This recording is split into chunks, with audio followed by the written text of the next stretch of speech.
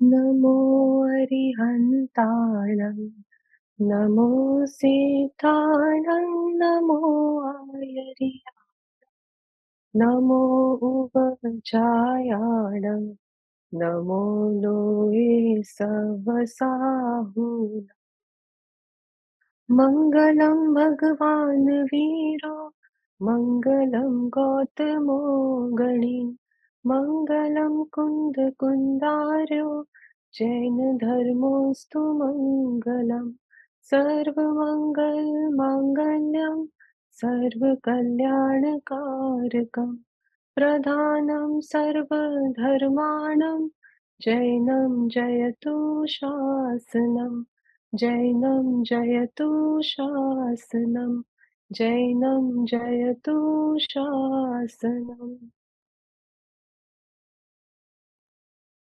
प्रणाम चैतन्य चैतन्य चैतन्य।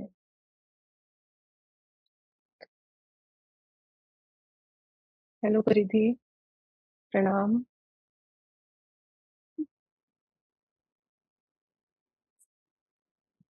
ओके, तो आज की क्लास स्टार्ट करें। Paridhi, ready? I remember your question last time, very nice question you had asked. So आज हम स्टार्ट करते हैं और आज हम जो टॉपिक ले रहे हैं उस टॉपिक को स्टार्ट करने से पहले आज मैं आपको एक गाना सुनाती हूँ, सुनोगे? ठीक है, चलो एक 2 लाइनर एक गाना सुनाते हैं, उसके बाद हम देखेंगे कौन से टॉपिक पे हमने बात करनी है।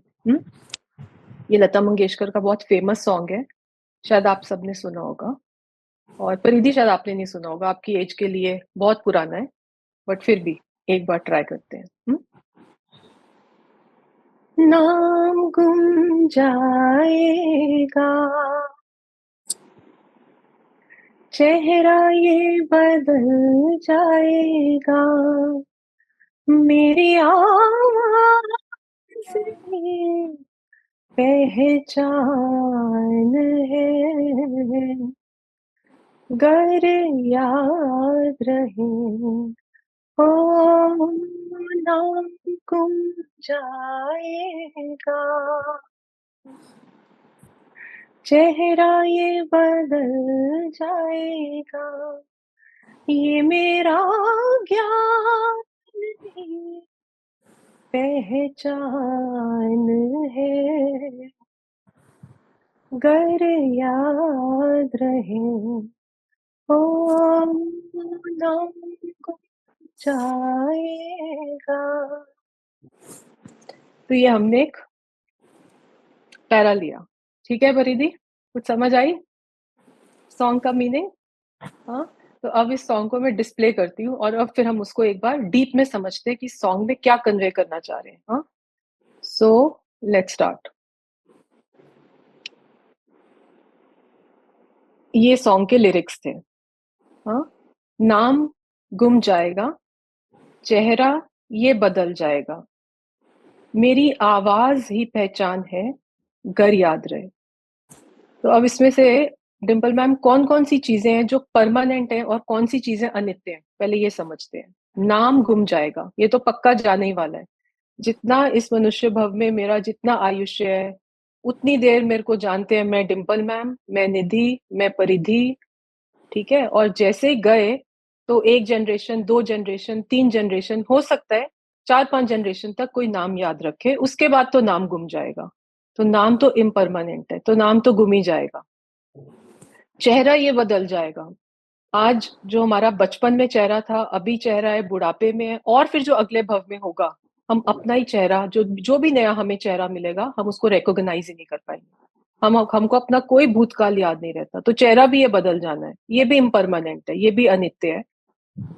उसके बाद लता जी कहती है मेरी आवाज ही पहचान है, गर याद रहे, लेकिन उसमें कंडीशन है कि गर याद रहे, अगर याद रहे तो मेरी आवाज ही पहचान है, क्योंकि लता मंगेशकर जी जैसी आवाज किसी की आज तक हमारी generation life time life span में हमने नहीं सुनी।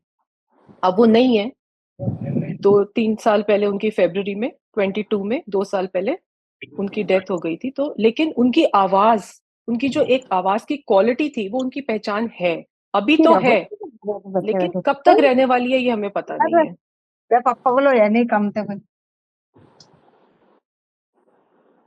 ठीक है, तो ये कब तक रहेगी? गर याद रहे, उसमें कंडीशन है कि हो सकता है 1 जनरेशन, 2 जनरेशन, 4 जनरेशन याद रहे। तो ये जो पूरा सॉन्ग जब मैं भी गाती थी और सुनती हूँ, तो इसके अंदर जो अनित्यता का भाव है वो बहुत गहरा ग्रहण होता है कि नाम गुम जाएगा, चेहरा भी बदल जाएगा, सिर्फ और सिर्फ एक आवाज, वो भी बदल ही जानी है। उसको भी इतना जोर से क्यों बोला? क्योंकि आवाज उनकी बहुत स्पेशल थी। गर याद रहे, वो भी याद नहीं रहनी है। तो ये सारी चीजें अनित्य हैं। तो फिर ये सब मेरा है ही नहीं। अभी हम क्या समझ रहे हैं? अनित्य भावना, कि ये सब अनित्य है। ये जो मुझे दिखता है कि ये शरीर में, ये नाम मेरा, ये शक्ल मेरी, ये शरीर मेरा, ये आवाज मेरी, ये सब इम्परमानेंट है, ये सब अनित्य है। और ये पता ही है कि ये जाने ही वाला है, लेकिन हम जान बूझ के इससे अनजान बनते हैं। हम जान के अनजान बनते हैं, कोई बनाता नहीं है हमें। हम ये मानना नहीं चाहते कि ये सब अनित्य है, ये सब इनपरमानेंट है। हम जितनी देर इसकी कॉन्स्टेंसी, परमानेंसी चला सकते हैं, वो हम चलाने की कोशिश करते हैं। कोशिश जरूर करते हैं कि नाम ज्यादा देर टिक जाए, शरीर ज्यादा देर टिक जाए, आवाज टिक जाए, सब संयोग टिक जाए। तो वो जो टिकाने की हमारी इच्छा है, वो जो वृत्ति है, वो यही बताती है कि हमें वस्तु स्वरूप का श्रद्धान नहीं है। कि अगर मुझे वस्तु स्वरूप का श्रद्धान पक्का हो, तो मुझे पता है ये कुछ भी टिकने वाला नहीं है। मैं जितना मर्जी कोशिश कर लूं, सब संयोगित संयोग है। सबका कर्म के उदय से जितनी देर का मेरे साथ निमित्त है, उतनी देर ही रहना है। और जब इसका निमित्त खत्म हो जाएगा, तो ये सारी संयोग मेरे हाथ से मेरे साथ चले जाएंगे। ये छूटने ही है, लेकिन ये एक्सेप्ट नहीं होता। तो एक ये लाइन। तो अब फिर जब हम ये देखते हैं कि ये सब इम्परमानेंट है, और इस सब में जब मैं आसक्त होता हूँ, नाम में कि मुझे मान मिले, मुझे पद मिले, उसमें आसक्त होता हूँ। मेरा चेहरा बहुत सुंदर दिखे, मैं बहुत अच्छा लगूं, उसमें आसक्त होता हूँ। मेरी आवाज सबको बहुत पसंद आए, इतना मैं मधुर सुरीला गाऊं। तो ये जितनी भी चाह है हमारी, ये सारी की सारी आसक्ति जो इसमें पड़ी है, यही हमारे दुख का कारण है। क्योंकि हम इसको एक्सेप्ट नहीं करना चाहते, जानते हुए भी कि ये सब इम्परमानेंट है।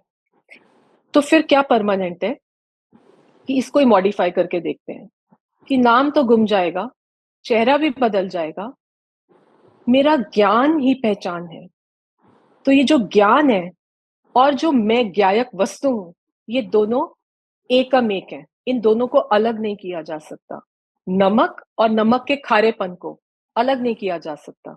वस्तु को उसके स्वभाव से अलग नहीं किया जा सकता।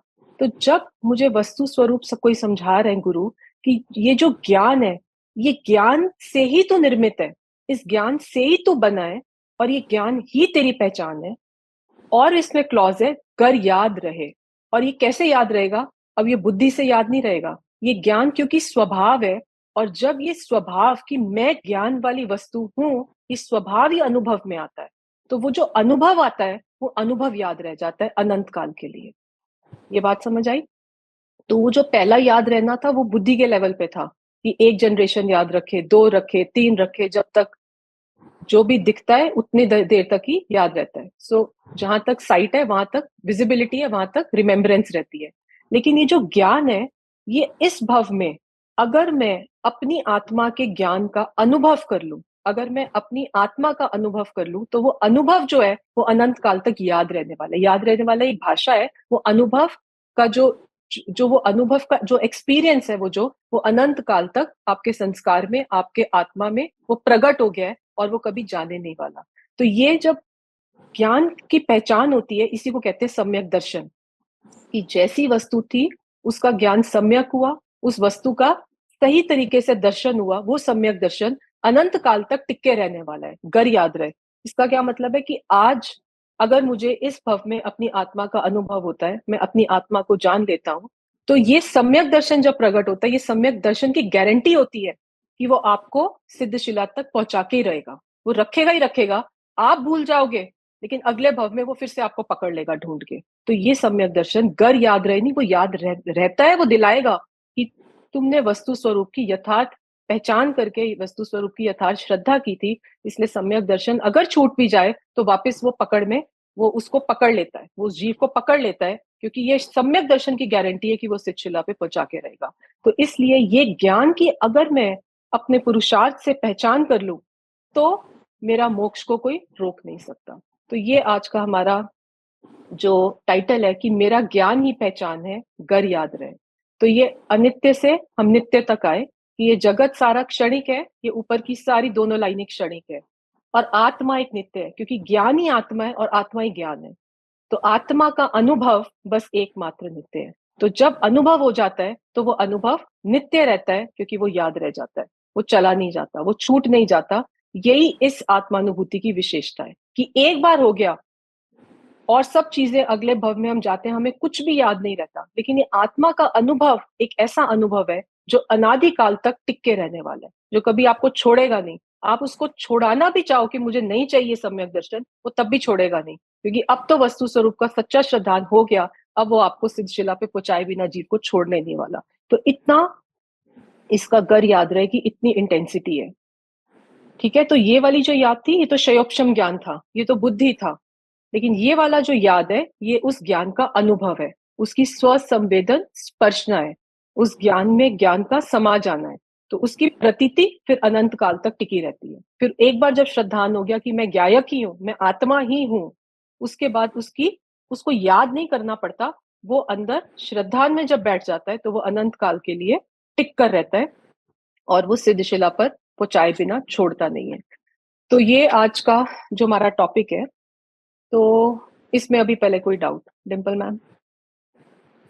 कॉन्सेप्ट ये हम बिल्डअप कर रहे हैं, बैकग्राउंड कि हम क्या करना चाह रहे हैं। डिम्पल मैम आप अनम्यूट करो। यहाँ जी। तक कॉन्सेप्ट समझ आया कि ये सब प्रीफेस हाँ जो जी। दिया बैकग्राउंड, कि ये सब अनित्य है, और इस अनित्य को हाँ जी। समझकर मुझे नित्य की यात्रा के लिए कैसे बढ़ना है। तो वो कौन सी एक नित्य एंटिटी है जिसपे मैं जम जाऊं, कि जो मुझे इस सारे चक्रों से मुझे मुक्ति दिलाने में मेरे को हेल्प कर सके। वो कौन सी वस्तु है? वो ज्ञान है। और किसका ज्ञान? वो मेरा ही ज्ञान है। आपका ज्ञान मेरे काम नहीं आएगा, वो मेरा ही आत्मा का ज्ञान है, और मुझे अपने ही आत्मज्ञान, आत्मा के ज्ञान का अनुभव करना है। करना क्या हो रहा है, लेकिन मुझे पता नहीं चल रहा। जैसे कि मैं बेहोश हूं, और मुझे उसी आत्मा के अनुभव से ये सब प्रॉब्लम्स का दी एंड हो सकता है। ठीक है परिधि, बताओ आपको समझ आया हम क्या इसमें कन्वे करना चाह रहे हैं? एवरीथिंग जी इज हम इम्परमानेंट, राइट? हाँ जी। पर हमारा ज्ञान परमानेंट है। पर हम ज्ञान क्यों परमानेंट है? क्यों ज्ञान परमानेंट है? क्यों क्योंकि यही हमारा स्वभाव है। वेरी गुड, क्योंकि ये ज्ञान ही आत्मा है। क्योंकि जैसे आपकी जो चीनी है, चीनी कुछ चीनी के पार्टिकल से मिलके बनती है ना, तो आप कितना भी उसको तोड़ो तोड़ो तोड़ो तोड़ो, छोटा छोटा करो, उसमें से चीनी ही निकलेगी। ऐसी आत्मा को आप पूरा अंदर तक छान के देख लो, उसमें से ज्ञान ही निकलेगा, क्योंकि ज्ञान से ही आत्मा बना है, और वो ज्ञान उसको छोड़ के जाने वाला नहीं है। तो इसलिए वो ज्ञान ही मेरी पहचान है, क्योंकि वही मैं हूँ। और इसके अलावा ना तो मैं नाम हूं, ना तो मैं ये शक्ल हूं, ना मैं तो ये बॉडी हूं, ना तो मैं ये आवाज हूं। मैं कुछ भी नहीं हूं, मैं सिर्फ ज्ञान मात्र वस्तु हूं। ये बताने के लिए हमने इस गाने को थोड़ा सा चेंज कर दिया, क्योंकि ये सत्य है और ऊपर वाला असत्य था। ठीक है, ओके। नेक्स्ट, तो अब जो हमारा फोकस है, विद दिस बैकग्राउंड जो फोकस है, हम ज्ञान का स्वरूप समझने की कोशिश करेंगे। ये जो ज्ञान है, इसका स्वरूप क्या होता है? क्योंकि ज्ञान क्यों इतना इंपॉर्टेंट है? सबसे पहले तो कि जैसे एक कोई भी एक व्यक्ति है। अब वो व्यक्ति के 10 तरीके के वो उसकी फीचर्स हो सकते हैं। फीचर्स उसकी पर्सनालिटी हो सकती है, कि वो व्यक्ति पिता है, वो व्यक्ति बेटा है, वो व्यक्ति जज है, वो व्यक्ति बहुत मीठा बोलता है। उसकी 10 क्वालिटीज हो सकती हैं। लेकिन जब हमको किसी को रेफर करना होता है कि वो व्यक्ति कैसा है, तो जो उसकी टॉप क्वालिटी होती है, हम उससे उसको रेफर करते हैं कि वो जज साहब है। हम ऐसे ही बोलते हैं ना, हम ये नहीं कहते कि वो खाना बहुत अच्छे बनाते हैं वो वाले अंकल। हम कहते हैं वो जज साहब। तो जो उसकी टॉप क्वालिटी होती है, उसको हम हाईलाइट करके उनको इंट्रोड्यूस करते हैं कहीं पर भी। तो ऐसे ही जो आत्मा का इंट्रोडक्शन है, वो उसके ज्ञान से है। क्योंकि आत्मा में तो अनंत गुण है, लेकिन उन अनंत गुणों में से मैं कौन सा ऐसा गुण मुख्य करूं, जिससे मैं आत्मा को, जो आत्मा को रिप्रेजेंट कर सके, जिससे मैं आत्मा को रिप्रेजेंट करूं, किसी को बताना हो तो मैं बता सकूं कि ये आत्मा है, कि ज्ञान आत्मा है। अगर मैं बोलूं किसी को कि श्रद्धा आत्मा है, तो उसको कैसे समझाऊंगा? श्रद्धा का पता ही नहीं चल रहा कहाँ पे है। ठीक है, तो जज साहब जैसे, वो जज उसकी सबसे प्राइम एक उसकी फीचर था, जिससे आपने उसको आइडेंटिफाई करवाया। ऐसे ज्ञान आत्मा का सबसे इंपॉर्टेंट फीचर है, जिससे आत्मा का ही ज्ञान आत्मा में ही उसी ज्ञान के द्वारा कराया जा सकता है। कोई एक्सटर्नल की जरूरत नहीं है। तो इतना पावरफुल वो ज्ञान गुण है। तो इसलिए हम उस आत्मा का जो सबसे इंपॉर्टेंट गुण है ज्ञान, उस ज्ञान को समझने की कोशिश करते हैं। ठीक है। तो हमने लास्ट टाइम में थोड़ा सा स्टार्ट किया था कि ज्ञान कहते किसको है, क्योंकि सबके ज्ञान की डेफिनेशंस अलग अलग होती हैं। तो जब कोई टॉप करता है, कोई बहुत सारी डिग्रीज ले लेता है, तो हम कहते हैं बहुत इंटेलिजेंट है, बहुत ज्ञानी है, वो उसको बहुत नॉलेज है। तो क्या हम उस ज्ञान की बात कर रहे हैं या हम किसी और टाइप के ज्ञान की बात कर रहे हैं? तो पहले ज्ञान की, हाँ, ज्ञान को हम क्या समझने की अपेक्षा से ज्ञान बोल रहे हैं, पहले वो क्लियर होना चाहिए। तो जो ज्ञान है वो ये डिग्रीज वाला ज्ञान की हम बात नहीं कर रहे हैं, क्योंकि ये जितना डिग्री वाला ज्ञान है ये सब क्षयोपशम ज्ञान है, ये सब बुद्धि का ज्ञान है। ये इस भव में है, अगले भव में अगर कोई कीड़ा मकोड़ा कोई पशु पक्षी बन गया, ये ज्ञान तो चला जाएगा, ना तो उसकी बीएससी रहेगी ना एमएससी रहेगी। लेकिन वो कौन सा ज्ञान है जो उसके बाद भी रहेगा, भव बदलने के बाद भी? वो जानन स्वरूप, जो उसका स्वभाव वाला ज्ञान है, जिसमें जाननपना है, वो टिक रहेगा। वो क्यों टिक के रहेगा? क्योंकि भव परिवर्तन होने के बाद भी वो जीव जड़ नहीं बन जाएगा, वो जीव टेबल नहीं बन जाएगा, वो जीव जीव रूप ही परिणमित होगा। तो इसलिए उसके अंदर जो वो वाला ज्ञान गुण है वो कांस्टेंट है, और उसी से उसकी पहचान है। तो ये वाले जितने ये जो ज्ञान होता है, ये सारा ज्ञान बुद्धि का ज्ञान है, कि अभी है और उसके बाद नहीं रहेगा। लेकिन हम उस ज्ञान की बात कर रहे हैं जो वस्तु के स्वभाव में गर्भित है, जो उसके अंदर है, जिससे उसको अलग नहीं किया जा सकता। मिठास को चीनी से अलग नहीं किया जा सकता, खारेपन को नमक से अलग नहीं किया जा सकता। ऐसे ही इस ज्ञान स्वभाव को आत्मा से अलग नहीं किया जा सकता। तो उस स्वभाव को हमने बोला कि ये आत्मा का एक्चुअल आइडेंटिफाई करने का तरीका है। तो शास्त्र ज्ञान भी ज्ञान नहीं है, और ये जितने भी बाहर के ज्ञान है इनको ज्ञान नहीं समझना। ज्ञान जब हम बोल रहे हैं, ज्ञान का मतलब है आत्मा का वो जानन स्वभाव, जिसके अंदर ये पता चलता है कि आप कौन है, ये टीवी है, ये क्या हो रहा है, ये कान में सुनाई दे रहा है, ये नहीं सुनाई दे रहा, ये सब जहां पता चल रहा है, जिसको पता चल रहा है, जिस शक्ति से पता चल रहा है, वो शक्ति ज्ञान की शक्ति है। और वो किसकी शक्ति है? कि वो आत्मा की शक्ति है, वो आत्मा का ही गुण है। टेबल में वो गुण नहीं है, और पदार्थों में गुण नहीं है, सिर्फ जीव द्रव्य में ऐसा जानने का गुण है। परिधि, ये वाला पॉइंट क्लियर हुआ? यहाँ तक ओके है? आप कौन सी क्लास में हो? 7th। 7th में। तो आप इतनी पढ़ाई करते हो स्कूल में, तो वो जो स्कूल में पढ़ाई करते हो, आप टीचर को बोलोगे ये ज्ञान ज्ञान नहीं है, तो उसको उनको समझ में आएगा? उनको नहीं आएगा, क्योंकि वो जो ज्ञान है वो लौकिक ज्ञान है, वो विश्व में वो चलता है कि ये ज्ञान है। हाँ, इसने बहुत ज्यादा ज्ञान पा लिया, इसने बहुत पढ़ाई की, बहुत ज्ञान अर्जित कर लिया, तो वो वाला जो ज्ञान है वो तो लौकिक ज्ञान है। लेकिन यहाँ हम जिस ज्ञान की बात कर रहे हैं, वो ज्ञान स्वभाव किसका है, वो किस वस्तु में से वो जाननपन है, हम उस ज्ञान की बात कर रहे हैं। तो पहले तो आपको ये ज्ञान किसको बोला जा रहा है कभी कंफ्यूज मत हो जाना, ठीक है? ये जितना भी बाहर की पढ़ाई है, हम उस ज्ञान की बात नहीं कर रहे हैं, वो तो आया और गया। लेकिन ये ज्ञान स्वभाव है जो आया और गया नहीं, ये हमेशा रहने वाला है, ये उसकी बात हो रही है। ओके, यहाँ तक ओके है? ठीक है। तो अब नेक्स्ट स्टेप, तो अभी हमने क्या देखा था कि ज्ञान किसे कहते हैं, तो हमें एटलीस्ट ये समझ में आ रहा है कि ज्ञान वस्तु के जानने का स्वभाव है। हाँ जी आंटी, आंटी जी यहाँ तक समझ आ रहा है? शशि आंटी? हाँ जी, हाँ जी, ठीक है। अब जो नेक्स्ट क्वेश्चन है कि ये जो ज्ञान है ये उत्पन्न कहाँ से होता है? ये हमने लास्ट टाइम भी टच किया था कि उत्पत्ति का सोर्स क्या है, स्थान क्या है, कहाँ से ये ज्ञान आता है, कहाँ पर ये ज्ञान टिका हुआ है? दिखता तो है नहीं, लेकिन अनुभव में आता है, महसूस होता है कि मुझे पता चल रहा है।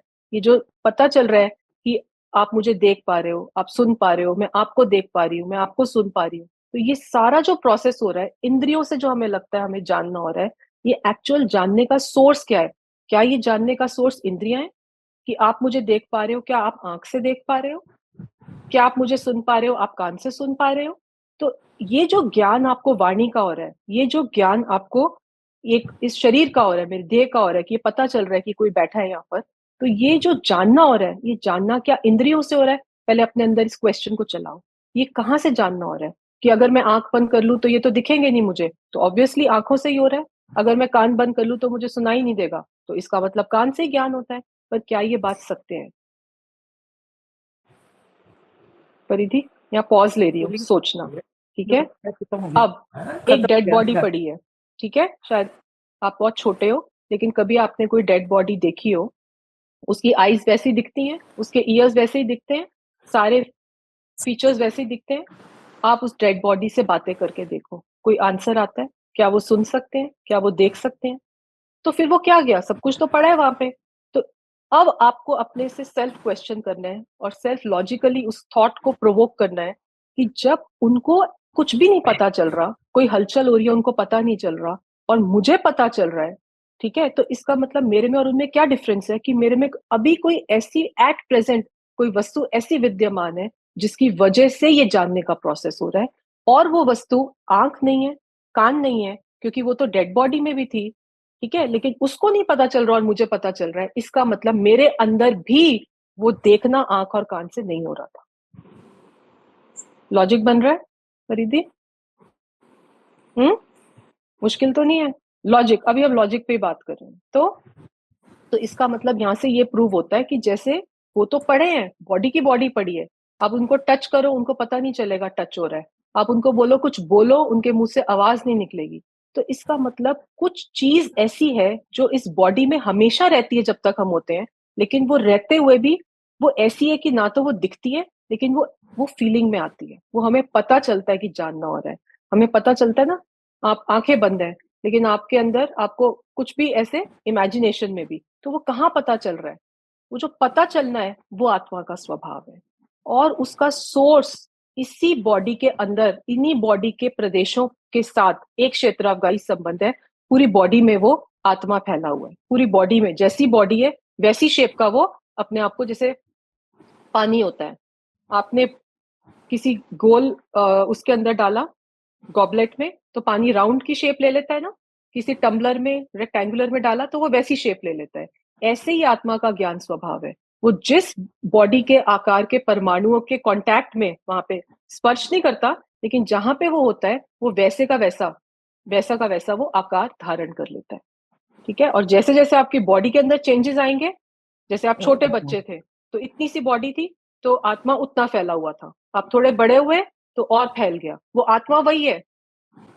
च्युइंगम खाते हो ना, इलास्टिसिटी होती है ना, थोड़ी है फिर ऐसे ऐसे बलून फुला के इतना बड़ा कर दिया। तो ऐसे ये आत्मा ऐसे ही एक्सपैंड करता है, ऐसे ही करता है, लेकिन वो है उन्हीं प्रदेशों पे जहाँ पे बॉडी के परमाणुओं की एग्जिस्टेंस है, उनके साथ को एग्जिस्ट करता है, हार्मनी में एग्जिस्ट करता है, उसको तंग नहीं करता। वो अपना एग्जिस्ट करता है, वो अपना एग्जिस्ट करता है, लेकिन दोनों साथ साथ एग्जिस्ट करने पर भी दोनों का रोल, दोनों का कैपेबिलिटीज एकदम अलग अलग है, दोनों के फंक्शंस अलग अलग हैं, रहते साथ साथ हैं लेकिन एक दूसरे को डिस्टर्ब नहीं करते, अपने अपना काम शांति से करते रहते हैं, ठीक है?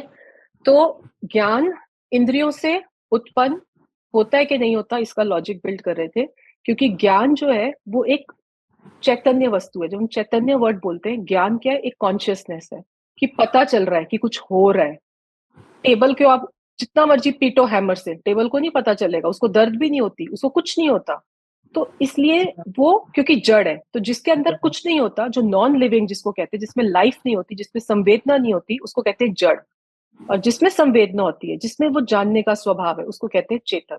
तो ज्ञान एक चैतन्यमयी वस्तु है। और जो इंद्रियां हैं, आंख है, आंख को निकाल के बाहर कर दो, कान को काट के साइड पे लगा दो, उसको कुछ नहीं पता चलेगा, उसको सुनना भी नहीं पता चलेगा। ऑपरेट करके कई बार निकाल देते ना, किसी का हाथ काट दिया, किसी की उंगली काट दी, तो अब उसके अंदर कोई फीलिंग नहीं, कुछ नहीं है उसके अंदर। क्यों? क्योंकि उसके अंदर उन प्रदेशों पे अब आत्मा एग्जिस्ट नहीं कर रहा। तो इसलिए इंद्रियां अभी भी जड़ है, और जड़ के अंदर जानने की शक्ति नहीं है। तो जो ज्ञान है वो चेतन है, जो इंद्रियां है वो जड़ है, और दोनों का स्वभाव एकदम विपरीत है। तो इसलिए जड़ से चेतन उत्पन्न होता नहीं है, और क्योंकि इंद्रियां जड़ है, उनसे चैतन्यमय ज्ञान उत्पन्न होता नहीं है। तो ये हमने लास्ट टाइम भी किया था। तो फिर क्वेश्चन है कि ज्ञान उत्पन्न कहाँ से होता है? दिखता तो है नहीं, कोई कोई कुछ तो दिखे कि कहाँ से उत्पन्न होता है। तो ये अरूपी ज्ञान जो है, ये पूरे आत्मा के असंख्य प्रदेशों में ऐसे फैला रहता है। ये ज्ञान अरूपी है, ये आंखों से नहीं दिखता, लेकिन ये जहां जहां पे शरीर का एक्सपेंशन, जहां जहां पे शरीर के परमाणु की एग्जिस्टेंस है, वहां वहां पे ये सब प्रदेशों पे, उनको प्रदेश कहते हैं, कि कौन कौन से स्पेस के पॉइंट्स हैं, वो वहां पे फैला रहता है। ठीक है, तो जहां से ज्ञान की उत्पत्ति हो रही है, ठीक है, यहाँ पे पूरी बॉडी का एक ये स्केलेटल है, तो पूरी बॉडी में ये ज्ञान फैला हुआ है। ये जो आपको दिख रहा है, ये पूरा ज्ञान फैला हुआ है। और ये पूरी बॉडी के अंदर ये जो पूरा का पूरा इंटैक्ट वन पीस अखंड जो है, वो ज्ञायक है।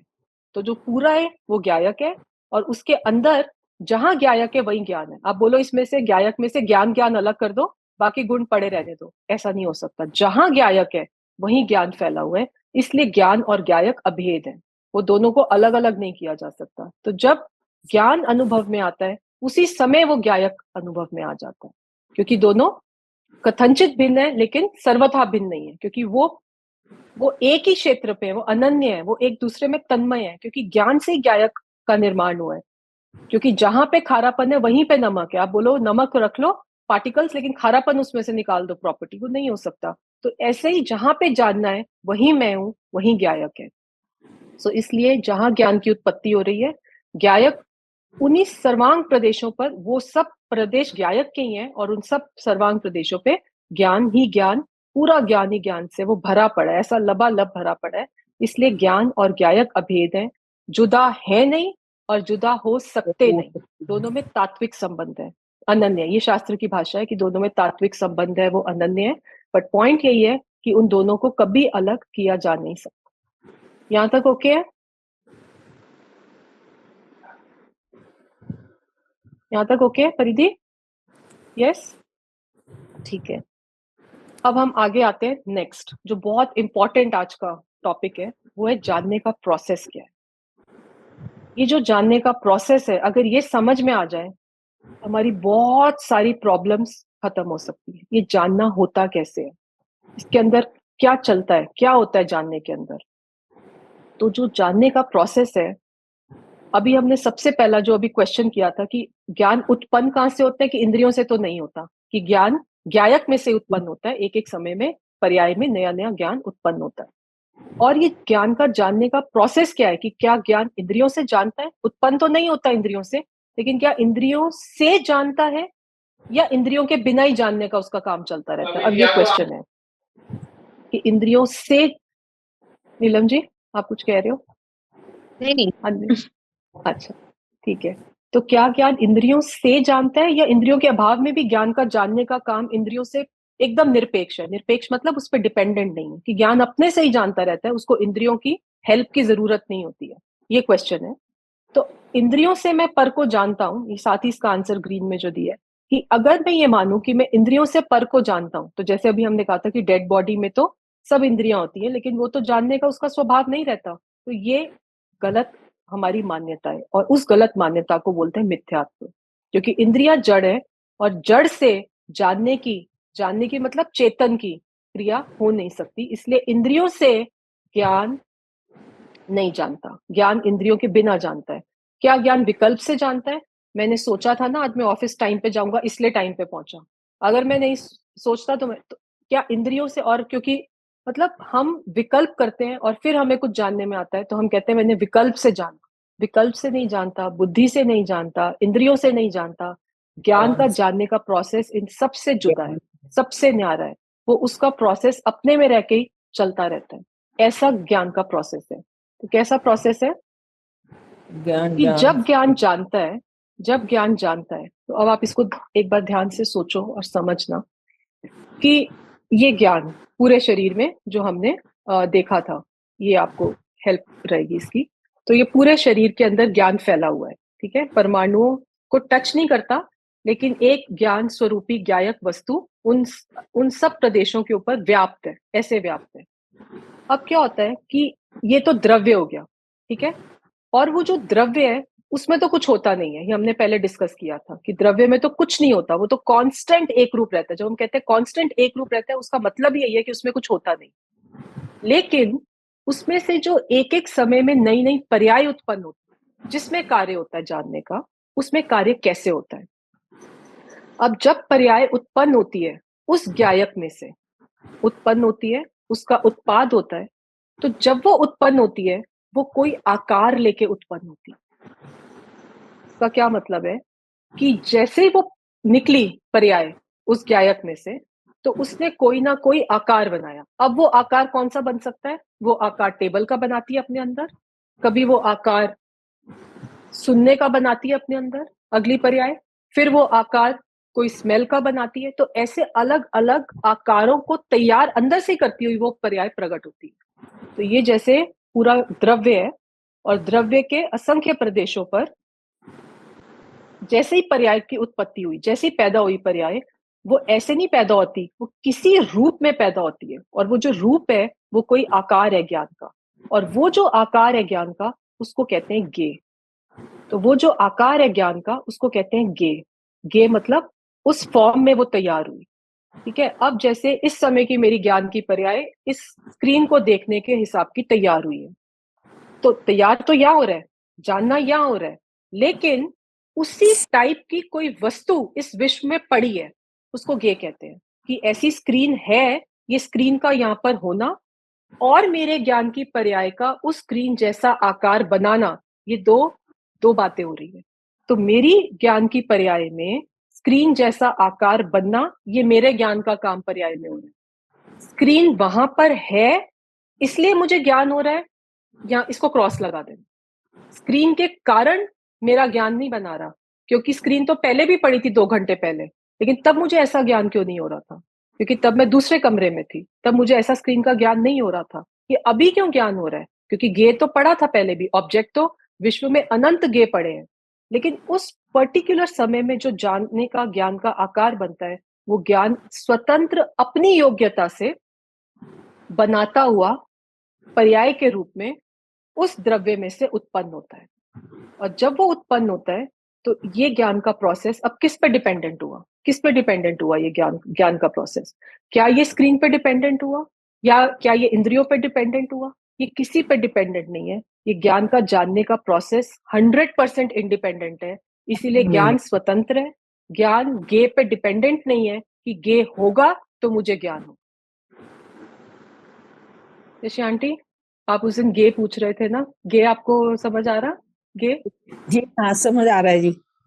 आंटी, तो गे जी क्या है कि कोई हाँ, कुछ भी जो ज्ञान का विषय बनता है वो गे है। अब वो विषय कोई ऐसा भी बन सकता है जो आंखों के माध्यम से हमें जानना होता है, ऑब्जेक्ट कोई भी, कि मुझे टेबल दिख रहा है, कुर्सी दिख रही है, वो ज्ञान का विषय। जो कानों से सुनाई देती है वाणी, वो भी ज्ञान का विषय है, वो भी गे है। फिर मुझे सूंघने में अच्छी स्मेल आ रही है, बदबू आ रही है, वो भी ज्ञान का विषय, वो भी गे। फिर मुझे ठंडा गर्म ये पता चल रहा है स्पर्श से, वो भी ज्ञान का विषय, वो भी गे। फिर मुझे विकल्प हो रहे हैं कि ये क्या हो गया, ये क्या नहीं हो गया, ये भी गे। फिर मुझे राग हो रहा है, द्वेष हो रहा है, वो भी ज्ञान में जानने में आते हैं, वो भी ज्ञान का गे। तो जो भी ज्ञान का विषय बनता है उसको ज्ञान का गे कहते हैं।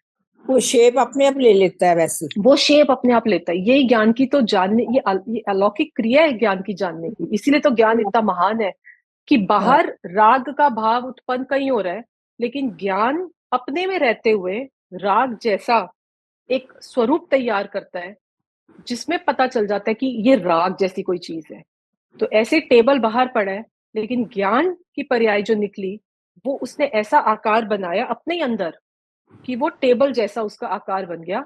और वो उसको जान भी रही है कि ये टेबल है, और टेबल का बाहर पड़ा होना वो निमित्त का कथन है कि वो पड़ा था, लेकिन मैं मानता हूं टेबल सामने था इसलिए मुझे दिखा। ये मिथ्यात्व है, क्योंकि उसको अपने ज्ञान की शक्ति पे भरोसा नहीं है कि जो ज्ञान है बिना किसी से मांगे अपना काम करता है, उसको किसी से कुछ मांगने की जरूरत नहीं पड़ती है। ये आज पहली बार समझा है। तो ये इसमें क्या है आंटी जी? हाँ, इसमें थोड़ा सा इसको आप ऐसे समझो कि ये पूरे शरीर पे, इसको अर्थ क्रिया, व्यंजन क्रिया, ये टेक्निकल भाषा होती है, ये मैं नहीं यूज करूंगी। अर्थ क्रिया होती है जो ज्ञान के आकार बनने का काम होता है एक एक समय में, और व्यंजन क्रिया की जो जो अवस्था बन रही है वो अर्थ क्रिया, और व्यंजन जो जिस आकार में ज्ञान हमारी बॉडी में शेप लेके बैठा हुआ है वो व्यंजन। तो वो तो एक जैसी आपकी बॉडी की शेप है वैसा आपका ज्ञान का, आपके द्रव्य का आकार है। लेकिन अब आप ये वाणी सुन रहे हो, तो आपके अंदर जो ज्ञान का परिणमन हो रहा है, वो इस वाणी को जानने रूप आकार बनने का परिणमन हो रहा है। प्रैक्टिकल आप देखना ये। तो अब अगर कोई बोले कि उसने ऐसा बोला इसलिए मुझे सुनाई दिया, या आपका ज्ञान खुद ही उस समय वो आकार बना रहा था और वो वाणी तो बाहर में एक निमित्त का काम कर रही थी, तो वो क्या होता इसीलिए है? अपने लिखता है। हाँ, तो इससे क्या होता है, इस अगर प्रोसेस को हम समझ लेते हैं तो हमारी बहुत सारी प्रॉब्लम्स कैसे निकलती हैं। बिल्कुल बिल्कुल। अब कोई मेरे सामने आया और मुझे वो उसको देखते इतना द्वेष आया कि ये आ क्यों गया मेरे सामने, इसको आना ही नहीं चाहिए था। अब क्या हुआ कि अब उस समय अगर मैं ज्ञान पे दृष्टि करूं स्वरूप में कि एक्चुअल वस्तु की सिचुएशन क्या है, कि इस समय मेरी ज्ञान की पर्याय में ये ज्ञान उसी रूप परिणमित होना था, ऐसा ही आकार बनाते हुए उसने उदित होना था, ऐसा ही आकार बनाते हुए उसने मेरे अंदर से ऐसा निकलना था। तो अब मैं क्या करूंगा कि वो आया, मैं उस पर द्वेष नहीं करूंगा और मैं उसके ऊपर कोई ब्लेम नहीं करूंगा, क्योंकि मेरे ही ज्ञान की ऐसी योग्यता थी इस समय की कि ऐसा ही आकार बनना था। क्योंकि मेरे ज्ञान ने उससे उसको देख के आकार नहीं बनाया, कॉपी कैट नहीं है वो आकार बनाता है, वो अपनी योग्यता से बनाता है और सामने हूबहू वैसा गे प्रत्यक्ष या अप्रत्यक्ष रूप से विद्यमान है इस विश्व के अंदर। प्रत्यक्ष मतलब बिल्कुल मेरी आंख के सामने आ गया, ठीक है। और अप्रत्यक्ष हाँ, मतलब मुझे 2 साल पहले का याद आ ठीक। रहा है कि मैं वहां पे गया था। तो वो 2 साल पहले वाली घटना मेरी आंख के सामने नहीं है, लेकिन मेरे ज्ञान में जानने में आ रही है। तो इस समय मेरे ज्ञान ने खुद ही वैसा जानने का वैसे वैसे योग्यता ही से सब हो वैसे गई। ही बना लिया। तो इसलिए जो ज्ञान है उसका प्रोसेस क्या है कि वो अपने स्वरस से, क्योंकि जब ज्ञान कोई आकार बनाता है उसमें वो जड़ पुद्गल के परमाणुओं को अंदर लाता नहीं है आकार बनाने के लिए कि टेबल के परमाणु अंदर आएंगे तो आकार बनेगा।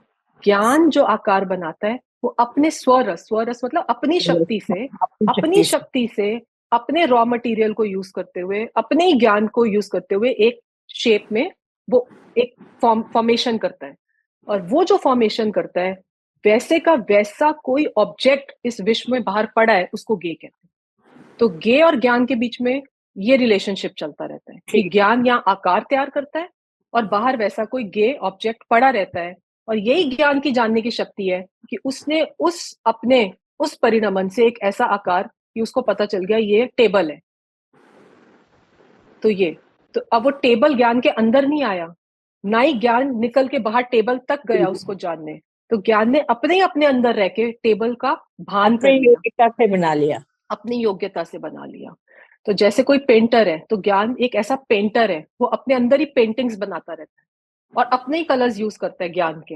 वो बाहर के परमाणुओं से रंग नहीं लेता, लाल नीला पीला, उसके अंदर ही वो सारे ज्ञान के अंदर शक्ति है कि वो अपने अंदर ही ऐसा पेंटर है कि वो एक एक समय में नया नया नया नया बनाता रहता है। अब सेकंड क्वेश्चन यहाँ पे ये आता है कि ये जो ज्ञान है ये कोई ना कोई शेप लेके क्यों निकलता है? ऐसे ही बस ज्ञान ज्ञान ज्ञान ही रह जाए ना? ऐसा आकार भी क्यों लेता है? वो जब एक एक पर्याय आती है वो आकार भी क्यों लेती है? बस बोल दो ज्ञान है, बता दो ज्ञान ही है। मैं बोलूं आपको ज्ञान। क्या जानने में आ रहा है, आप बोलो ज्ञान। मैं फिर ज्ञान। पूछूं क्या जानने में आ रहा है, बोलो ज्ञान। तो उससे कोई बात की सिद्धि नहीं होती है, पर वो ज्ञान किसका ज्ञान, वो बताने के लिए ये बताया गया ये बताया। कि अगर मैं आपको बहुत बोलूं अभी अच्छा आपको बताया। क्या जानने में आ रहा है, आप बहुत बोलोगे अच्छा मुझे। बताया। हाँ जी। नहीं, अब मैं आपसे पूछती हूँ आंटी जी, अभी मैं आपको पूछूं अभी, आंटी जी हाँ क्या जी। जानने में आ रहा है, आप बोलोगे ज्ञान में तो ज्ञान। ज्ञान ही आता है, ज्ञान। मुझे तो ज्ञान ज्ञान जानने में आ रहा ज्ञान है। में ज्ञान ही फिर आएगा। मैं पूछती हूँ आंटी जी क्या जानने में आ रहा है, आप बोलोगे ज्ञान जानने में आ रहा है। अब मैं हाँ। बोलूंगी वो ज्ञान तो ठीक है, लेकिन वो ज्ञान किसका ज्ञान? तो वो किसका बताने के लिए यहाँ पे गे इंट्रोड्यूस करते हैं कि ज्ञान का जो आकार है वो अच्छा। बेसिकली गे को बताता है, गे का ज्ञान कराता है कि ऐसा कोई गे इस विश्व में पड़ा हुआ है। हाँ। अगर वो ये ना ये बताया का बस ज्ञान ज्ञान बस ज्ञान कराता है। बस ज्ञान, हाँ। तो वो ये ज्ञान का ज्ञान ये को बताता है। ज्ञान ज्ञे को बताता है। तो ज्ञान अपने में रह के, अपने स्वर रस से, अपने रंगों को यूज करके ऐसे चित्र अपने अंदर बनाता है, अपने भीतर रह के, बिना बाहर किसी से कुछ भी मांगे वो अपने अंदर ही अंदर आकार तैयार करता है। और वो जो आकार तैयार करता है वैसी कोई ना कोई वस्तु विश्व में पड़ी है जिसको गे कहते हैं। तो जो भी ज्ञान का विषय बनता है वो गे है। ये ज्ञान ही अपने ये का ज्ञान बनाता है। ज्ञान अपने ही अंदर आकार तैयार करता है, और वो जो आकाश से आकार, आगे जो से विशेष ज्ञान आता है। आकार तैयार होता है उसको गे कहते हैं। तो वो ये कहते ऑब्जेक्ट है, वो ऑब्जेक्ट है, विशेष। हाँ। जो विशेष। विशेष आकार। क्योंकि अगर सामान्य बोलूं, मेरा पहला क्वेश्चन था आंटी जी क्या दिख रहा है, आप बोलोगे ज्ञान, तो वो सामान्य ज्ञान। और जब आप बोलोगे नहीं वो ज्ञान तो है लेकिन वो ज्ञान टेबल है जैसे तो आकार उसका का है, तो ये वो दिख रहा विशेष है हो गया। उसका। वो हाँ। विशेष हो गया कि ज्ञान तो ज्ञान ही है। अगर आपको मैं बोलूं उस ज्ञान के अंदर, जैसे हमने ये स्लाइड में देखा था कि ये है, तो आंटी जी इसमें से आप मुझे टेबल निकाल के दे दो। अब आप टेबल हाँ निकाल जी। ही नहीं सकते क्योंकि टेबल उसके अंदर है ही नहीं। लेकिन उसने टेबल टेबल में जाए बाहर ही बिना, है। टेबल को अपने में हाँ। बुलाए बिना टेबल जैसा आकार अपने अंदर तैयार कर लिया, और ऐसा एक वस्तु विश्व में है उसको बोल दिया टेबल गे। वो टेबल गे हो गया और यहाँ पे ज्ञान हो गया, और आपस में दोनों ने लेन देन किया नहीं, और ज्ञान ने अपने में ही रह के अपनी शक्ति से, अपने रॉ मटेरियल से, अपने पेंट से, अपने स्वर रस से वो तैयार करके एक आकार, और हमें ज्ञान करा दिया कि ऐसी कोई चीज टेबल पड़ी है सामने। ये ज्ञान का, ये ज्ञान की बहुत अच्छा महिमा है। समझाया है, थैंक यू निधि जी, बहुत अच्छा आंटी जी समझाया। थैंक यू नहीं, अच्छा बस समझ में आना चाहिए, बहुत खुशी है मेरे को। बहुत अच्छा समझाया, पूरा समझ में बैठा है। हाँ जी परिधि बेटा बोलो। हाँ, जैसे कि आप बोल रहे हो कि हमको इंद्रियों से ज्ञान नहीं होता है, तो सामने टेबल पड़ा है तो मैं टेबल को देख पा रही हूँ, और कोई अंदर स्थान है वो तो उस टेबल को नहीं देख पा रहा है ना। बिल्कुल ठीक बोला आपने, बिल्कुल ठीक बोला। तो ये जो क्वेश्चन है ना, ये जो क्वेश्चन है, तो अब हम इसको कैसे बिठाते हैं कि उस समय की, आप बोल रहे हो आंख वाले को तो टेबल दिख गया, लेकिन बिना आंख वाले को तो टेबल दिखा नहीं, टेबल तो दोनों के लिए वहीं का वहीं पड़ा था, ये क्वेश्चन है ना। लेकिन प्रॉब्लम और सोल्यूशन इसका ये है कि जो आंख वाला है उसके ज्ञान की योग्यता अभी ऐसी थी कि उसको टेबल जैसा आकार ज्ञान में बनना था, क्योंकि वो अलग द्रव्य है, और जो बिना आंख वाला जीव द्रव्य है उसके अंदर ज्ञान का आकार अभी ऐसा बनना ही नहीं था, चाहे टेबल सामने था, क्योंकि उसका आकार ऐसा बनना ही नहीं था, अभी उसके ज्ञान की शक्ति नहीं थी। केवली भगवान लोकालोक के सारे जगत को एक समय में तीनों काल का जानते हैं, तो वो तो हमारे अभी यहाँ पर भी है ना, तो हमारा ज्ञान क्यों नहीं जान पा रहा, हमारा ज्ञान क्यों नहीं जान पा रहा, क्योंकि अभी हमारे ज्ञान की उतनी योग्यता नहीं पक्की, वैसा सर्वज्ञता खिली नहीं है। लेकिन अनंत ऑब्जेक्ट है, आप यहाँ बैठे हो, आपको अमेरिका में क्या हो रहा है क्यों नहीं ज्ञान हो रहा, केवली भगवान को तो हो रहा है, अमेरिका भी पता चल रहा है और इंडिया भी पता चल रहा है, दोनों ज्ञान स्वभावी है, तो क्यों नहीं, बस ऐसे ही वो आंख वाले और बिना आंख का आप एग्जाम्पल समझ लेना कि उनकी ज्ञान की अभी इतनी ही योग्यता है कि अभी यही आकार बनना था, इतना ही जानने में आना था, इससे ज्यादा जानने में आना नहीं था, और यही इसी समय यही जानने में आना था, अगले समय कुछ और जानने में आना था, वो एक समय भी आगे पीछे में नहीं चलेगा। बैठ रहा है परिधि या नहीं अभी सेटिस्फाइड? उसकी योग्यता के अनुसार वो देख सकता है। योग्यता के अनुसार, क्योंकि हर जीव की ज्ञान की एक एक समय की योग्यता वो उसकी क्रमबद्ध है, उस समय उसको क्या जानने में आना है वो फिक्स्ड है उसका, कि अभी मेरी ज्ञान की योग्यता यही आपके शब्द सुनने की थी, तो यही जानने में आना था, आपने बोला इसलिए मेरे को समझ जाना, ऐसा नहीं, मेरे ज्ञान ने अपने में रहकर ऐसा ज्ञान का परिणमन हुआ, और ये शब्द ऐसे ही शब्द रूप मुझे परिणमित हुए मेरे ज्ञान के अंदर। तो ऐसे जो आंख वाला है उसके ज्ञान के अंदर जानने का टेबल को परिणमन होना था, और जो आंख वाला नहीं है उसका टेबल को ना जानने रूप परिणमन होना था, ये अपने अपने ज्ञान की शक्ति उस समय की स्वकाल से ऐसी उत्पत्ति होनी थी, उसमें आंख की वजह से जाना ये नहीं, ये रीजन नहीं। निधि जी, मैं आज तक सोचती रहती थी गे के बारे में, मैंने हाँ जी, हाँ बहुत सोचा, लेकिन मेरे को समझ नहीं आई। उस दिन मैंने तब भी आपसे पूछा, तब भी मेरे अंदर वो पूरा डला नहीं था। हाँ नहीं आज कोई बात पूरा नहीं। मिल गया। हाँ नहीं, इसीलिए मैंने ये जान के आपके सोच के डिफाइन किया था कि ये कहते किसको है, कि वो जो विषय हाँ बन रहा है ज्ञान का, जो हाँ स्पेशल कोई विषय बनता है, क्योंकि अगर हम बोलेंगे आपको क्या जानने में आ रहा है और आप बोलोगे तो ज्ञान ही है, मैं तो ज्ञान से ही बना हूँ, ज्ञान ही है, तो फिर वो उस ज्ञान की विशेषता क्या रही कि वो ज्ञेयों को बताएगा ही नहीं कि विश्व को, तो फिर वो क्या ही बताएगा, तो वो जो विशेष करके बताता है अवस्थाओं को, वो विषय वो जो बनते हैं ज्ञान के, उनको ज्ञेय कहते हैं। तो ज्ञेय तो अनंत है, लेकिन मेरे ज्ञान की योग्यता इस टाइम यही है कि मुझे यही वाले ये- गे जानने में आ रहे हैं, मुझे मेरा अमेरिका ज्ञान में क्या पड़ा है मुझे यही जानने बना में रहा है। नहीं आ रहा है, तो पढ़े तो वो अभी भी हैं, लेकिन मेरे ज्ञान में अभी ऐसी योग्यता नहीं है इस समय, बस यही बात है परिधि, ठीक है। लेकिन ठीक है, जो जो अमेरिका में है उसको तो अमेरिका वाले गे जानने में आ रहे हैं, उसको इंडिया में क्या है पता नहीं चल रहा, तो है ही। ये तो तो अपने घर के हर एक आ की रहे हैं। ज्ञान की अपनी अपनी योग्यता उस समय की है, और केवली भगवान की योग्यता कैसी है कि उनका ज्ञान सर्वज्ञता पूरी खिल गई है, वो अपने सिद्ध शिला पे बैठे हैं, यहाँ पर है भी नहीं ना इंडिया में ना अमेरिका में, लेकिन उनको तीनों काल पूरा को इंडिया ज्ञान अमेरिका दे। लोकालोक जानने में आ रहा है। अब वो देखो, कहाँ से जानने में आ रहा है, उनके अंदर ही वो ज्ञान की झलकन तैयार होती है, ज्ञान के ऐसे स्ट्रक्चर्स बनते रहते हैं उनके अंदर, और वो स्ट्रक्चर्स कैसे हैं, वो ज्ञान रूपी हैं, वो स्ट्रक्चर्स बनते हैं और अपने को ही जानते रहते हैं कि मैं ये बन गया, मैं ये बन गया, और वही सारा का सारा केवल ज्ञान है, ठीक है। तो बहुत अच्छा। नेक्स्ट, तो इसमें हाँ एक पॉइंट जो रह गया था कि अभी हम जो एक क्वेश्चन पुट अप किया था कि जो ज्ञान है वो ऐसे ही खाली सा क्यों नहीं आता है, वो कोई ना कोई आकार तैयार करता हुआ क्यों उदित होता है। तो इसका एक लॉजिक ऐसे आप समझ सकते हो कि जैसे नमक है, मैं आपको बोलूं आप नाश्ते में 1 चम्मच नमक खा लो, लंच में भी 1 चम्मच नमक खा लो, और डिनर में भी 1 चम्मच नमक खा लेना, तो आप खा लोगे आंटी जी? नहीं है ना? खाया तो नहीं बस जाएगा ऐसे ही ये। वो ज्ञान है, ये सेम है कि वो जो हाँ, ज्ञान है जैसा नमक है कि वो किसी चीज पे मिला के ही खाया जाता है। खाया तो जाएगा। जब हम सब्जी में नमक मिलाते हैं भिंडी में, तो हम कहते हैं मैंने भिंडी खाई, लेकिन वो हाँ, भिंडी खाने में एक्चुअली में वो नमक भिंडी में ही था, नमक को तो भूल गए और भिंडी याद रह गई। बस ऐसे इंडिया। ही वो ज्ञान है, वो गेहूं का आकार लेता ही, ये स्वभाव है उसका, उसको अकेला चखा ही नहीं जा सकता। वो गेहूं ठीक के है। साथ ही चखने में आएगा, भिंडी के साथ ही नमक चखने में आएगा। लेकिन आपने भिंडी को ध्यान दिया या आपने नमक पे ध्यान दिया, ऐसे आपने उस गे पे ध्यान दिया या आपने उस ज्ञान स्वभाव पे ध्यान दिया, फर्क यहाँ पे आ हाँ, जाता है कि आपको ज्ञान जानने में आया या आपको गे जानने में आया, ये फर्क है।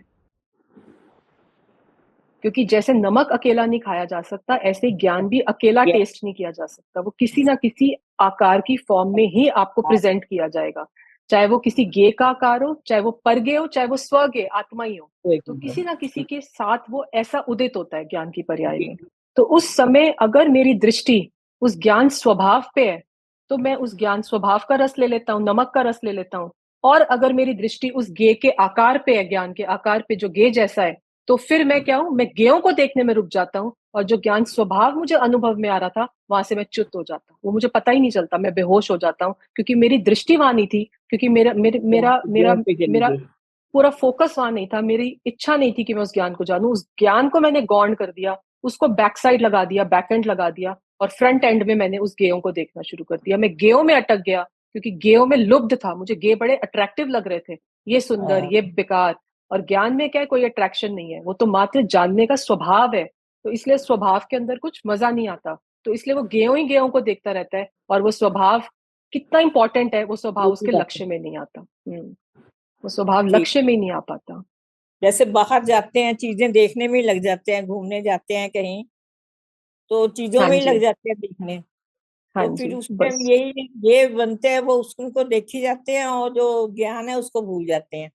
बस इसी में अब उस समय ये अगर ये हमें स्वरूप समझ आया होगा कि ये जो हाँ, कुछ भी जानने में आ रहा है, ये मेरा ही अंदर ज्ञान का परिणमन चल रहा है, और ये ज्ञान ज्ञान मात्र ही परिणमित हो रहा है अंदर से, एक एक समय की पर्याय में ज्ञान ही हाँ। ज्ञान भर है, मैं छन्नी लेके अगर छान के ऐसा है देखूंगी तो मुझे ज्ञान ही मिलेगा। तो वो क्या होता है कि दृष्टि पलट जाती है, जो गेयों ये को जानने में उधर जाती थी, वो गेयों का आकर्षण खत्म हो जाता है, उसका उत्साह खत्म हो जाता है। अब उसको लगता है गे को क्या देखना है, ये तो मैं ही हूँ, गे के कारण मेरा ज्ञान नहीं होता, मेरा ज्ञान अपने से होता है, इतना तो उसको इंसान फिर कॉन्फिडेंस आता अपने है। स्वरूप में ही रहता है, इस ऐसे हाँ, स्वरूप में रहता है। तो उसको इतना कॉन्फिडेंस है अपने ज्ञान पे, ऐसा हाँ, निर्णय हुआ है उसको अपने ज्ञान स्वभाव का, कि अब गेयों के कारण मेरा ज्ञान नहीं होता, उसको उसने ज्ञान की स्वतंत्रता को पकड़ लिया है कि मेरा ज्ञान मेरे से ही है, और मेरा ज्ञान ज्ञायक अभेद है। तो वो जब ऐसा उसके अंदर तत्व विचार चलता है, तो वो ज्ञान को पकड़ के उस गायक तक पहुंच जाता है। फिर वो अपने स्वरूप में रहता है, ऐसे ज्ञान, ऐसे हम्म। आत्मा का अनुभव होता है फिर। हाँ जी। तनिषा। बहुत अच्छा बताया। हाँ जी, thank you thank aunty. You, अगर बहुत तनिषा। अच्छा, बहुत अच्छा। Yes ma'am. हाँ जी तनिषा, आप हो आज कहाँ पे हो? आज का आप क्लास बताओ, क्या समझ आया, कितना सुना है? क्लास के 10 to 15 मिनट सुनी थी। चलो वही इंपॉर्टेंट था, क्योंकि हमने उसमें ज्ञान का प्रोसेस समझा है। ठीक है, कि जो ज्ञान है वो अपनी शक्ति से एक एक समय की पर्याय में उत्पन्न होता है। ठीक है, हाँ। और जब वो उत्पन्न होता है, वो किसी आकार को तैयार करता हुआ उत्पन्न होता है। तो वो जो आकार तैयार हुआ उसको बोल दिया गे। क्यों? क्योंकि वो ज्ञान से उस आकार का ज्ञान हमें होता है, मतलब कि ऐसी कोई ऑब्जेक्ट इस विश्व में है, ऐसी कोई ऑब्जेक्ट है ऐसे शेप की जिसको टेबल कहते हैं, तो वो किसने बताया? कि वो ज्ञान ने आकार तैयार किया और बताया कि ऐसा कुछ है। तो लेकिन वो जो हुआ है वो टेबल की वजह से ज्ञान नहीं हुआ, वो ज्ञान अपनी शक्ति से, अपने पेंट ब्रश लेके, अपने कलर्स लेके, अपना पूरा का पूरा रॉ मटेरियल लेके वो एक आकार तैयार करता है एक एक समय में। अभी भिंडी खाई, अभी उसके बाद घिया खाई, उसके बाद दूसरी सब्जी खाई, मटर खाए, तो वो एक एक के अंदर नमक तो था ही, लेकिन वो एक एक अलग अलग सब्जी में था। ऐसे ही वो एक एक अलग अलग ज्ञान के आकार से ज्ञान निकलता गया, लेकिन उसमें व्याप्त सब सब सबके सब आकारों में क्या था कि ज्ञान ही भरा हुआ था, उसमें कुछ और था ही नहीं, उस ज्ञान ही था। तो वो जब बार बार उसके विचार में ये चलता है कि ये तो ज्ञान ही है और यही मैं हूं, यही मैं हूं, तो फिर वो क्या होता है कि वो गे को इतना गे से उदासीन हो जाता है कि गेयों से तो ज्ञान होता नहीं, यहाँ तो मुझे अनुभव में मैं ही आता रहता हूँ, तो फिर वो गे का लक्ष्य उसका छूटने लगता है। ठीक है, विनीश जी।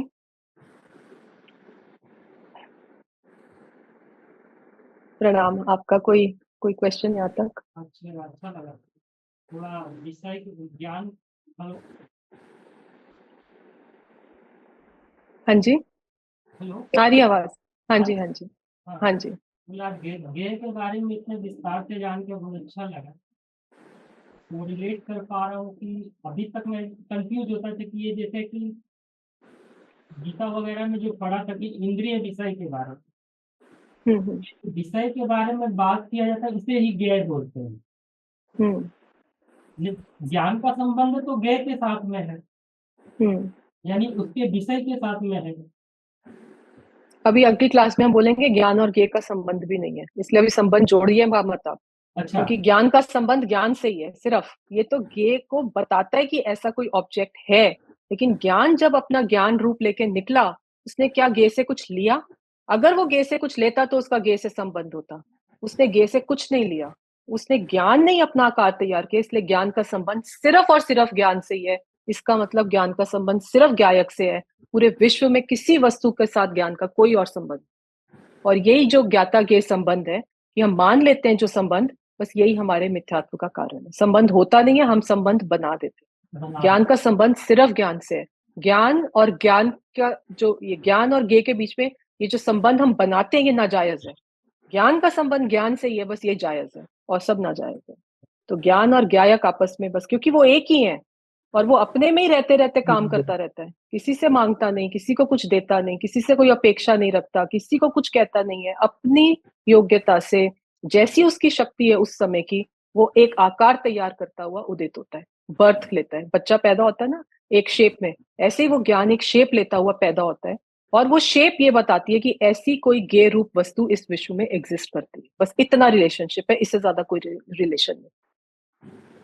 लेकिन हम क्या करते हैं कि हम उसको गे हमें इतना अट्रैक्ट करता है कि वो बस गे मेरा हो जाए। ये अभी बहुत अच्छा लैपटॉप जानने में आया, अब ये लैपटॉप मेरा हो जाए। तो मैं तो ज्ञाता था, मेरा स्वभाव तो जानना था, लेकिन वो देख के मैं उसमें इतना मंत्रमुग्ध हो जाता हूँ कि फिर मुझे उसको अपना बनाने की इच्छा पैदा होती है। तो ये इच्छा कैसे मरेगी कि हर गे को जानते हुए अगर मुझे स्वरूप का भान रहेगा कि ये ज्ञान ही है, तो गे तो अनंत है, किस किस पे मोहित हूँ, किस किस पे मोहित ना हूं। तो फिर वो गेयों का आकर्षण, गेयों का उत्साह ऐसा छूटता है कि वो उदासीन हो जाता है गेयों से, कि अनंत गे हैं पर ये गे मेरे में आने वाले नहीं, ये गे मेरे साथ टिकने वाले नहीं। मैं तो ज्ञान स्वभावी वस्तु हूं, और सिर्फ मेरा ज्ञान ही मेरे साथ टिकने वाला है, क्योंकि यही मेरी पहचान है। गर याद रहे, अगर ये याद रह जाए तो। ठीक है, तो आज यहीं पे अभी स्टॉप करते हैं। हाँ जी, तनीषा बोलो, तनीषा बोलो। एक बार ये बोला था कि ज्ञान भी हमें जब जिस समय होना है उसका कोई हमें कोई वो नहीं चाहिए, निमित्त नहीं चाहिए। नहीं बट नहीं नहीं, निमित अगर हमारे निमित पास नहीं चाहिए। रुको निमित्त रुको चाहिए, रुको। निमित्त बन जाता हाँ है, निमित्त हाँ बन हाँ जाता है हाँ।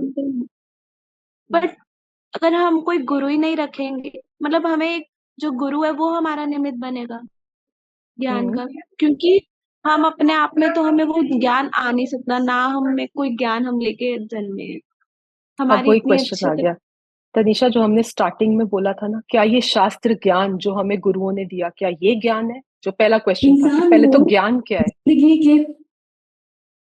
हाँ जी, हाँ, तो ये जो ज्ञान है, पहले तो ये जो ज्ञान है ये आत्मा का ज्ञान होता है। ठीक है, कि ये जो जानना है, ये ज्ञान स्वभाव की बात हो रही है। ठीक है, तो अब इस आत्मा को जानने के लिए आप कह रहे हो कि मुझे गुरु का निमित्त चाहिए। ठीक है, ये आपका क्वेश्चन है। हम खुद से तो हम अपने आप को हंड्रेड आत्मा परसेंट समझ के हंड्रेड इतने परसेंट साल हो गए हमें, हम कभी हंड्रेड किसी ने नहीं परसेंट कहा कि इतना। तो वो गुरु का निमित्त, और गुरु जो रास्ता बताता है तो वो हमें वो हाथ पकड़ के गुरु फिर ही हम कर पाएंगे जिंदगी में। ये आई एग्री विद यू 100% कि बिना गुरु के मार्गदर्शन के, बिना गुरु की देशना के, बिना गुरु के सानिध्य के, वो क्या है, वो निमित्त बाहर में है। क्यों? क्योंकि अंतर में वो आत्मा का जो ज्ञान हो रहा है। अब देखो, एक क्लास में गुरु भी एक क्लास में ठीक है, यहाँ पे इतने सारे बैठते हैं सुनने के लिए, वो 10 लोगों को 20 लोगों को समझा रहे हैं, लेकिन वो 10-20 को एक जैसा समझ में नहीं आता, किसी एक को समझ में आता और बाकी 9 को समझ में नहीं आता। तो गुरु तो सेम थे, गुरु तो सेम थे ना, लेकिन सबको अलग अलग क्यों समझ आया? क्योंकि वो उस जीव की ज्ञान की पर्याय की योग्यता थी कि एक को ग्रास्प होना था और 9 को ग्रास्प नहीं होना था।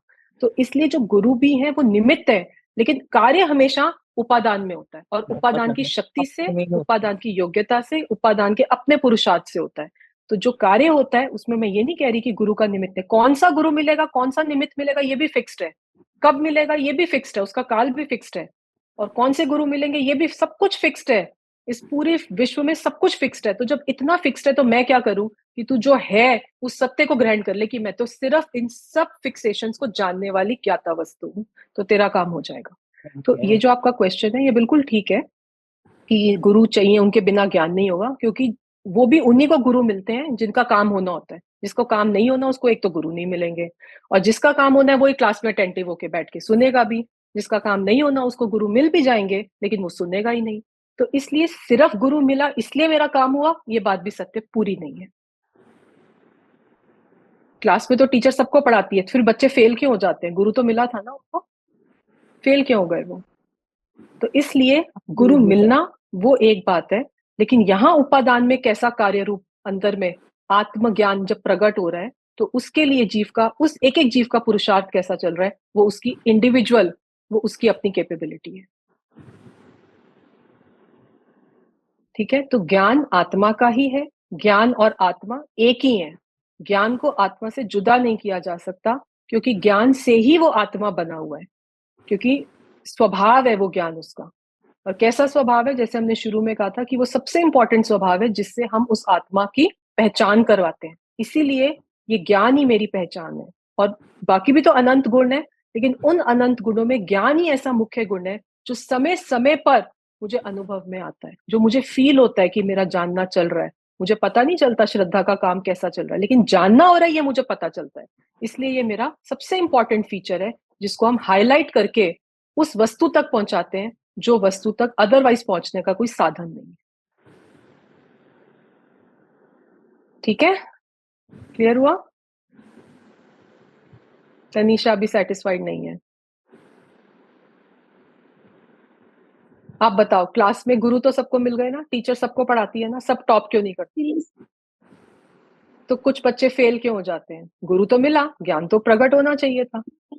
तो वो तो लौकिक ज्ञान की बात है, लेकिन ये आत्मज्ञान की बात है कि ज्ञान आत्मा में ही है। गुरु निमित्त बनते हैं, गुरु की वाणी से वो अंतर से ज्ञान जैसे जैसे समझ में आता है तो वो प्रकट होना शुरू होता है कि ये मेरा स्वरूप है। तो गुरु के कारण ज्ञान मिला, ये 100% अगर आप इस बात को मान लोगे तो ये बात फिर गड़बड़ हो जाती है। ज्ञान तो अंदर से प्रकट होता है और गुरु की वाणी बाहर वहां पे निमित्त पड़ा होता है, क्योंकि वाणी तो सबके लिए थी। हम जब हम समोसरण में गए तो केवली भगवान की वाणी सुनी होगी जब, तो वो तो सबके लिए बिखर रही थी ना। सामने साक्षात सिमंदर भगवान भी होंगे, महावीर भगवान होंगे, लेकिन तब सारे के सारे मोक्ष में क्यों नहीं पहुंच गए? गुरु भी मिले थे, वाणी भी मिली थी, 100% प्योर वाणी मिली थी बिना मिलावट के, पहुंच क्यों नहीं गए? क्योंकि अपनी यहाँ पे योग्यता कैसी थी तब, अपना पुरुषार्थ कैसा था, अपनी भवितव्यता उस समय कैसी थी, तो काम हुआ या नहीं हुआ। तो इसलिए उनके निमित्त से अंतर से ही वो ज्ञान की पर्याय अपने स्वर रस से प्रकट होती है, कोई ना कोई आकार। तो इस समय जो आपका ज्ञान का आकार बन रहा है, ये जो शब्द आपके कान में पड़ रहे हैं, ज्ञान का ऐसा उन शब्दों को जानने रूप आकार बन रहा है। क्योंकि मेरी वाणी निकल रही है और आपके कानों से टकरा रही है, इसलिए आपको ज्ञान नहीं हो रहा। ये ज्ञान आपकी अपनी आत्मा के अंदर पर्याय ऐसी चलने की समय की योग्यता थी, इसलिए ज्ञान हो रहा है। मैं बैठी हूं इसलिए ज्ञान बिल्कुल नहीं हो रहा, ये मत सोचना। ठीक है, क्योंकि अगर आप ऐसा सोचोगे तो आप तो मुझे ब्लेम कर दोगे, गे को ब्लेम कर दोगे, उन्होंने अच्छा नहीं समझाया ना इसलिए समझ में नहीं आया। और अगर अपने ऊपर देखोगे तो मेरी ज्ञान की योग्यता थी कि वो तो ठीक समझा रहे थे पर मुझे ही समझ में नहीं आ रहा था, मेरी योग्यता प्रकट नहीं हुई थी। तो इस अपेक्षा से हम सामने वाले को ब्लेम करना छोड़ देते हैं, क्योंकि वो तो गे है, लेकिन ज्ञान का काम मेरा यहाँ हो रहा है। गे के कारण मेरा काम नहीं होता, मेरा काम मेरे से होता है, तभी तो पूरा स्वतंत्र होगा। नहीं तो मेरे ज्ञान को गेयों की अपेक्षा रहेगी हमेशा। सामने गे आएगा तो काम होगा, नहीं तो काम ही नहीं होगा जानने का।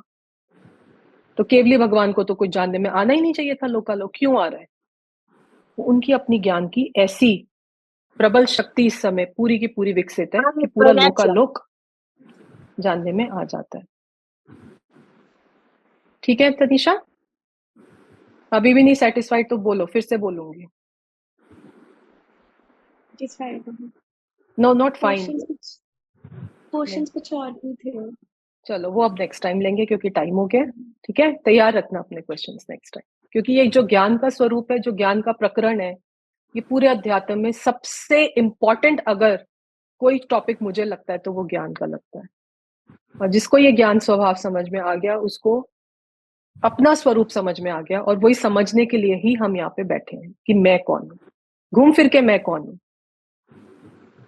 ठीक है, चलो ओके, थैंक यू, प्रणाम।